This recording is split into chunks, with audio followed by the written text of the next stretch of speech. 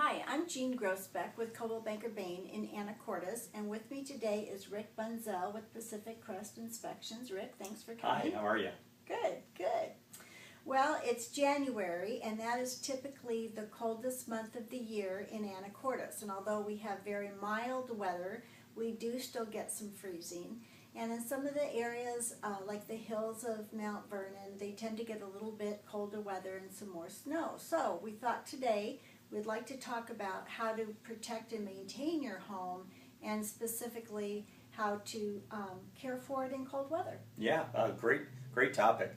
Plumbers actually love this weather. When it gets below 32 degrees, their phones start ringing. And partly is that pipes are starting to freeze, and when that happens, maybe the water doesn't run in the house, or maybe now they have a broken pipe, and most frequently where that broken pipe is where their garden hose is attached to the house.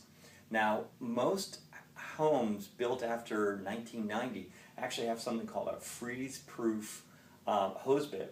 And basically what that means is that the valve that turns the water off is deep inside the wall on the warm side of the wall. And normally, to protect that in the winter, all you have to do is disconnect the hose. But many people forget about taking that important step. And then what happens is the water freezes inside, right inside where the faucet turns it on and off, and that will now start leaking anytime the hose bib is turned on. So they may not actually see the effect of that freezing until the next time they go to use the use the hose. And then all of a sudden they have water dribbling outside of the wall, hopefully. What we've seen cases where it's actually deep inside the wall and it only leaks every time they use the hose. And so it takes a long time for them to see the symptoms that they actually have a broken pipe. The other pipes that we see are where pipes are exposed in the crawl space and they're near one of the vents. Now, we don't like people to actually block up the crawl space vents on their houses. Those vents actually serve an important function to get moisture out from underneath the house. But some people believe that by blocking those vents up, they're actually going to keep their house warmer, and that's not actually the case.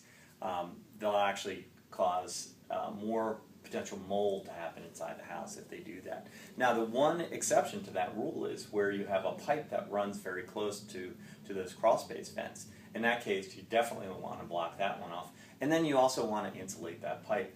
And that's something that your home inspector may tell you in the process. I mean, I see that probably 1 out of every 10 home inspections where you have a pipe it's uninsulated and it's running right near a vent, and you can tell it's been replaced once or twice already. And the plumber just never took that extra step to insulate that pipe or told the homeowner that there's an issue.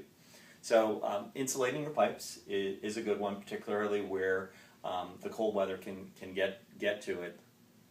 The other thing you want to watch for, and this is something, once again, that you as a homeowner may notice, but any place you have water that can pool, you have the potential to have an icy spot. And I actually have one on my driveway that I found this morning when I was shoveling, where the water was standing there and is enough to put a thin coat of ice, and now you have a potential for falling. And so you want to put some kitty litter on that or de-icer. Now, there's one other thing you should be aware of with de-icer. Most builders today are putting concrete that's aggregate concrete, and that's the concrete that has the little pebble finish to it.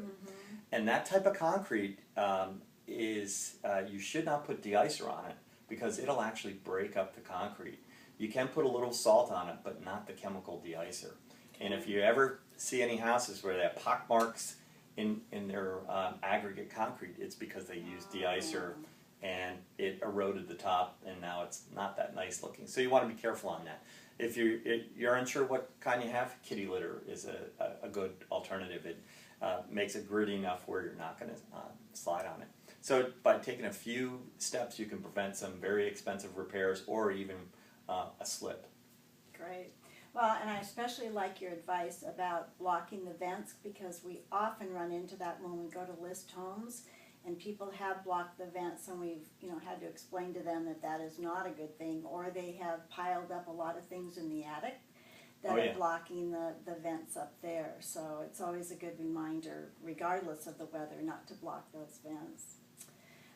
If you're going to list your home, it's often a good idea to get a home inspection prior to putting your home on the market. So if there are any defects in the home that you're not aware of, that you can get those fixed, or at least know what the cost would be to get it fixed, so that you don't accept an offer and then find out that you have some costs that you weren't anticipating. If you're thinking of selling your home, I'd love to help you. I'm Jean Grossbeck with Coldwell Banker Bain in Anacortes, and you can reach Rick at 360-588-9956, or through our website, which is packcrestinspections.com. Great. Thank you, Rick. Thank you, Jean.